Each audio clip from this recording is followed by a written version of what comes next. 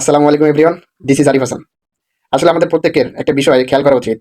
প্রাণীদের মধ্যে পৃথিবীতে সবচেয়ে দ্রুতগামী প্রাণী হচ্ছে চিতাবাঘ, আর মাটিতে চলা যানের মধ্যে হচ্ছে দ্রুতগামী বুলেট ট্রেন। এখন আমরা এই দুইটাকে যদি একই সাথে প্রতিযোগিতায় নামাই, দেখা যাবে চিতাবাঘের সম্পূর্ণ শক্তি দিয়ে হলেও বুলেট ট্রেনকে হারাতে পারবে না, কারণ সবারই কিছু নির্দিষ্ট সীমারেখা থাকে। ঠিক ডিপ্লোমা এবং বিএসসি ইঞ্জিনিয়ারদের ক্ষেত্রেও এমনটা ঘটে, কারণ ডিপ্লোমার সিলেবাস সাজানো হয়েছে মাঠ পর্যায়ে হাতে কলমের কাজ এবং প্রযুক্তিগত দক্ষতা অর্জনের দিকে বেশি জোর দেওয়া হয়েছে। অপরদিকে বিএসসির সিলেবাস মূলত গভীর তত্ত্ব বিশ্লেষণা ও গবেষণার দিকে বেশি ফোকাস করা হয়েছে।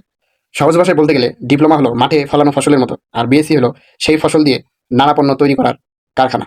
উভয়ই গুরুত্বপূর্ণ এবং উভয়ই একে অপরের পরিপূরক, প্রতিদ্বন্দ্বী নয়। কিন্তু বাংলাদেশের স্বনামধন্য কিছু প্রতিষ্ঠান বুয়েটে বিএসসিতে অধ্যয়নরত শিক্ষার্থী ভাইয়েরা ডিপ্লোমার 10ম গ্রেড অর্থাৎ সাব অ্যাসিস্ট্যান্ট ইঞ্জিনিয়ার পদের বিরুদ্ধে আন্দোলন করতেছে।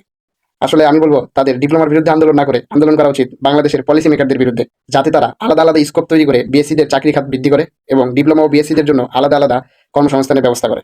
একটার সাথে আরেকটা না গুলিয়ে যার যার যে যোগ্যতা সেই অনুযায়ী প্ল্যাটফর্ম তৈরি করতে হবে, কেননা সবকিছুর জন্যই উপযুক্ত মাত্রা থাকা জরুরি।